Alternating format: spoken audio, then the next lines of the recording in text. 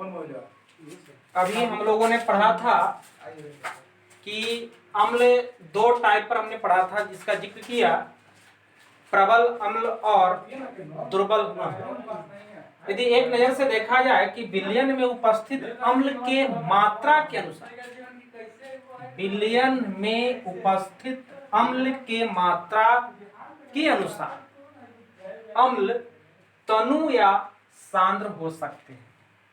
गौर करने की बात है कि विलयन है, विलयन में अम्ल की मात्रा कितनी है, अर्थात कम है या ज्यादा है, उसके अनुसार अम्ल को दो भागों में हम बांट सकते हैं। फर्स्ट, जिसको हम तनु कह सकते हैं, और दूसरा जिसे हम सांद्र कह सकते हैं।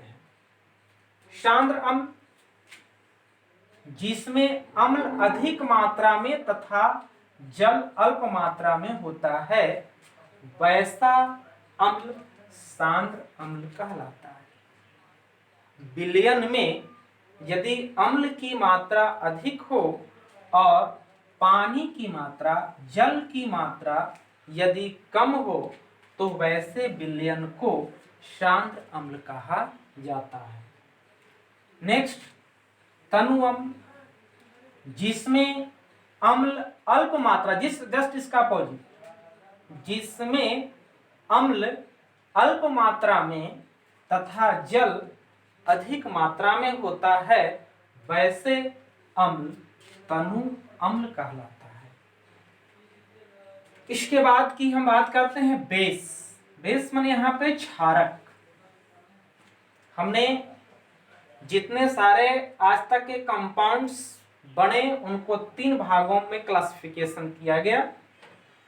हमने जिक्र किया एसिड का, सेकेंड आइए बेस का, क्षारक का। क्षारक स्वाद में कड़वे होते हैं,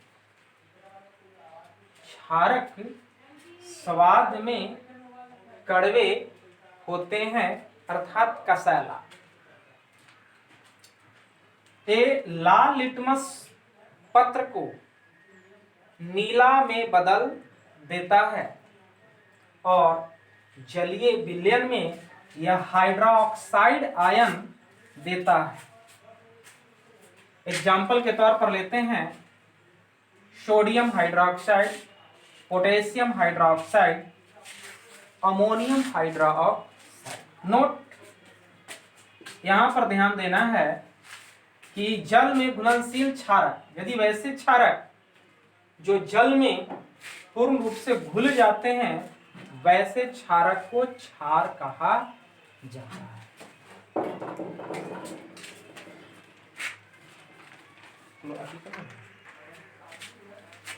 भस्म हम लोगों ने पढ़ा,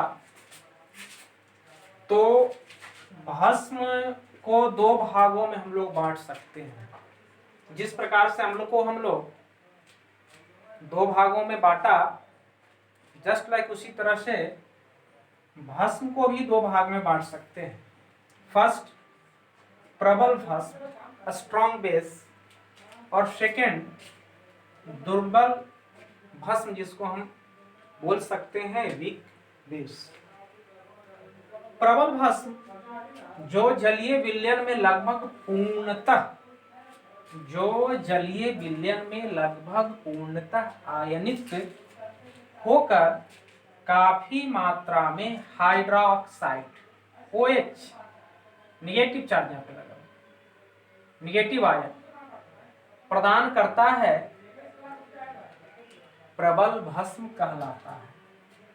एग्जाम्पल के तौर पर लेते हैं sodium hydroxide, potassium hydroxide.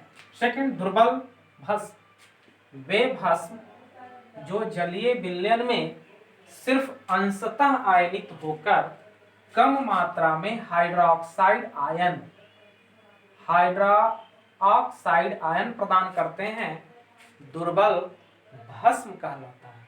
For example के तौर पर लेते हैं कैल्शियम हाइड्रोक्साइड, मैग्नीशियम हाइड्रोक्साइड।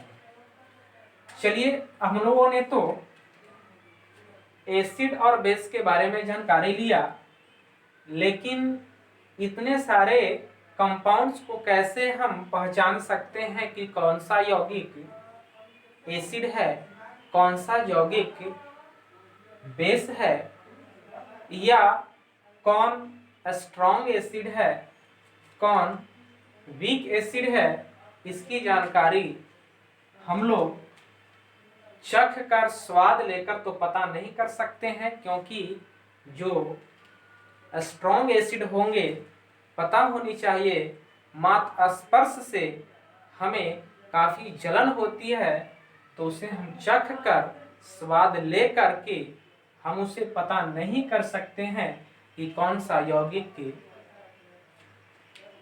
प्रबल अम्लीय है, कौन सा दुर्बल अम्लीय है, या कौन पदार्थ अम्ल है या कौन पदार्थ भस्म है।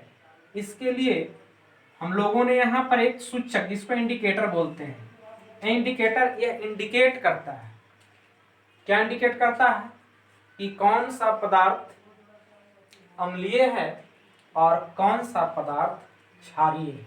आइए देखते हैं सूचक जिसको इंग्लिश में इंडिकेटर बोलते हैं। सूचक किसी दिए गए विलयन में अम्ल या क्षारक की उपस्थिति दर्शाता है। कोई हमारे पास विलयन आ जाता है तो उस विलयन को हम कैसे पता करेंगे कि इस विलयन में अम्लीय है या क्षारीय है। तो चलिए इनका रंग या गंध अम्लीय व क्षारक माध्यम में बदल जाता है तो सूचक क्या होता है। यदि सूचक से हम अम्ल और क्षारक की हम जानकारी ले सकते हैं, उस विलयन को इससे संयोग कराकर इसे स्पर्श कराकर, जिसे स्पर्श करने से रंग में बदलाव आएंगे, गंध में बदलाव आएंगे, इसके माध्यम से यह इंडिकेटर बताएगा कि यह विलयन अम्लीय है या क्षारीय है। तो सूचक तीन प्रकार के होते हैं। फर्स्ट, प्राकृतिक सूचक जिसका निर्माण प्रकृति के द्वारा हुआ। सेकंड, कृत्रिम सूचक जिसको लैब में केमिकल के द्वारा तैयार किया गया। और तीसरा होता है गंधीय सूचक।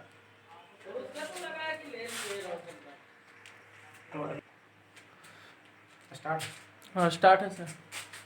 प्राकृतिक सूचक अभी हमने एक्सप्लेन किया कि प्राकृतिक सूचक वे सूचक जो पौधों से प्राप्त होता है उन्हें प्राकृतिक सूचक कहा जाता है, अर्थात जिस सूचक का निर्माण प्रकृति के द्वारा हुआ वैसे सूचक को प्राकृतिक सूचक कहा जाता है।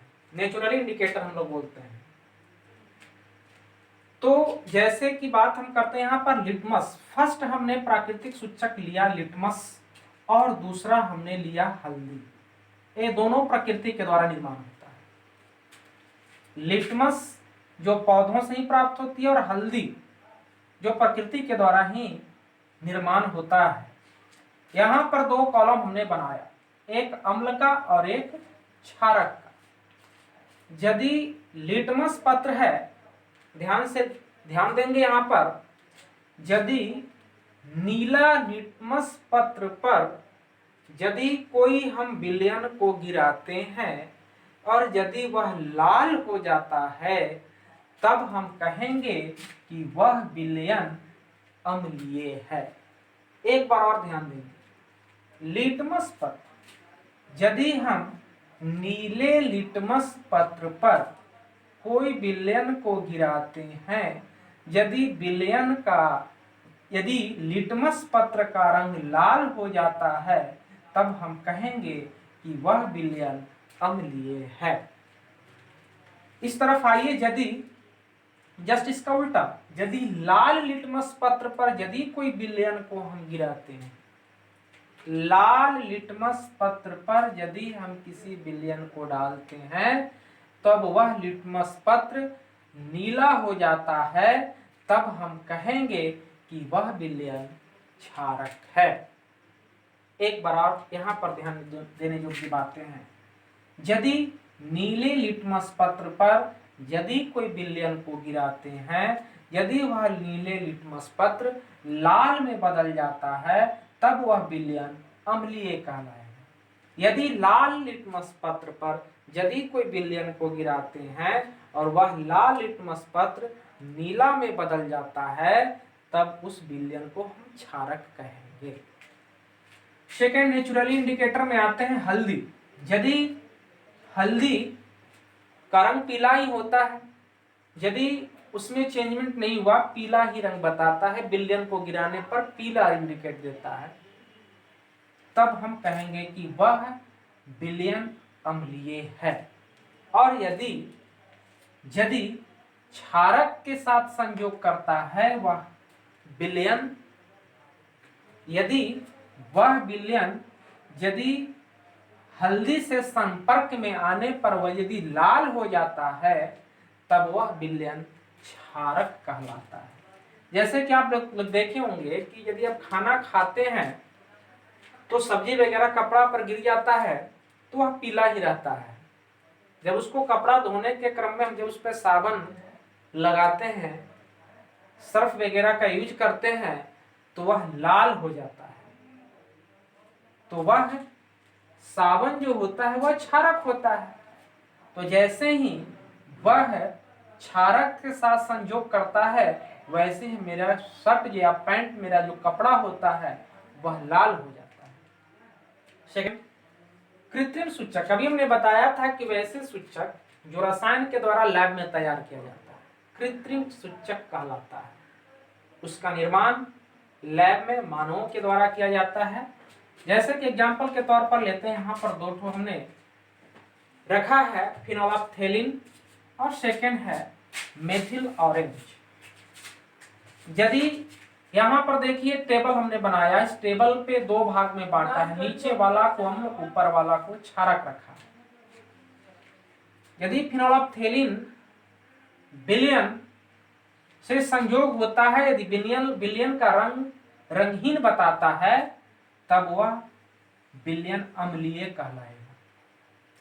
यदि फिनोल्फ्थेलिन से संयोग उस विलयन का होता है और यदि वह विलयन का रंग यदि गुलाबी हो जाता है, तब हम कहेंगे कि वह विलयन क्षारक है। एक बार और फिर से समझिए। फिनोल्फ्थेलिन के लिए हमने कहा यदि विलयन के साथ फिनोल्फ्थेलिन का संयोग होता है, यदि कोई रंग में परिवर्तन रंगहीन हुआ, कोई कलर वहां पर नहीं देता है, तब वह विलयन अम्लीय कहलाएगा। और यदि फिनोल्फ्थेलिन से संयोग यदि होता है किसी विलयन का और यदि विलयन का रंग गुलाबी हो जाता है, तब हम उस विलयन को कहेंगे कि वह क्षारक है। Methyl orange.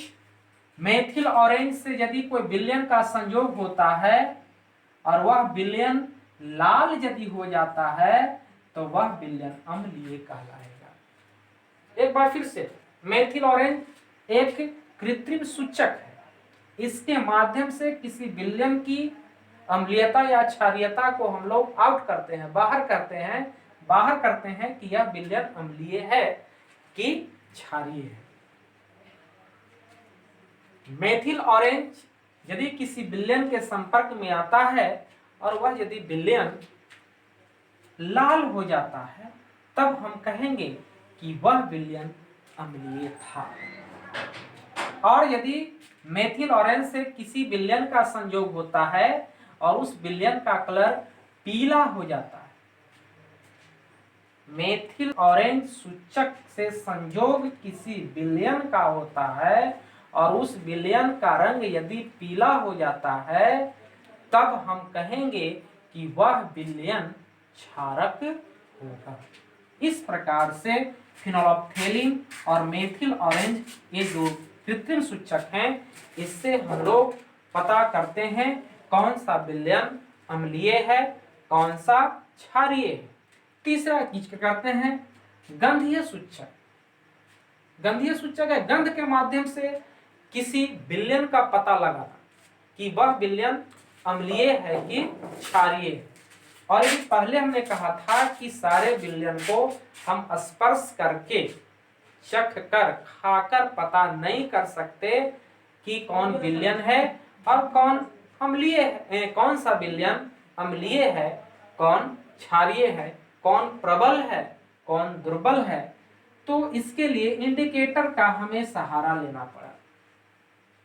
तो तीसरा इंडिकेटर के रूप में गंधीय सूचक, जिन पदार्थों की गंध अम्लीय या क्षारक माध्यम में बदल जाए, जिन पदार्थ की गंध, अब पदार्थ है उसको पता करना होगा कि वह अम्लीय है कि क्षारीय है।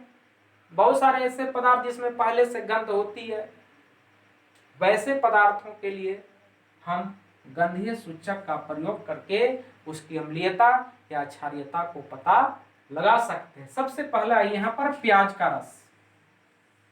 प्याज का रस, यदि प्याज का रस किसी विलयन से संयोग होता है या किसी विलयन में प्याज का रस को हम गिराते हैं, तो प्याज के रस का गंध यदि और बढ़ जाता है, पहले की अपेक्षा और तीक्ष्ण हो जाती है, तब हम कहेंगे कि वह विलयन अम्लीय होगा। और यदि प्याज का रस यदि विलयन में देते हैं, वहां पर कोई गंध आता ही नहीं है, पहले से भी वह रंग गायब हो गया, अर्थात कोई गंध नहीं, तब हम कहेंगे कि वह विलयन क्षारक है। वेनिला उसी प्रकार से है। यदि हम वेनिला को यदि हम किसी विलयन में डालते हैं, यदि कोई परिवर्तन नहीं हुआ, जस्ट पहले था वैसा ही अभी भी समान गंध दिखाई देता है, महसूस होता है, तब हम कहेंगे कि वह विलयन अम्लीय होगा। यदि कोई गंध, पहले से कुछ गंध था लेकिन अब कोई गंध नहीं आ रहा है, तब हम कहेंगे कि वह विलयन क्षारक था। तीसरा लौंग का तेल।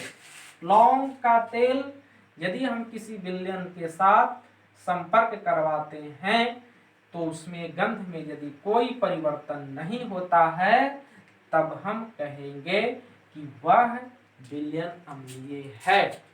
और यदि लौंग का तेल किसी विलयन के साथ संयोग करवाते हैं तो यदि वह गंधहीन हो जाता है, गंध गायब हो जाता है, तब हम कहेंगे कि वह विलयन क्षारक होगा। आज का क्लास यहीं तक। इसे आप लोग नोट्स बना ले और घर पर बैठ के अच्छी तरह से पढ़ाई करें।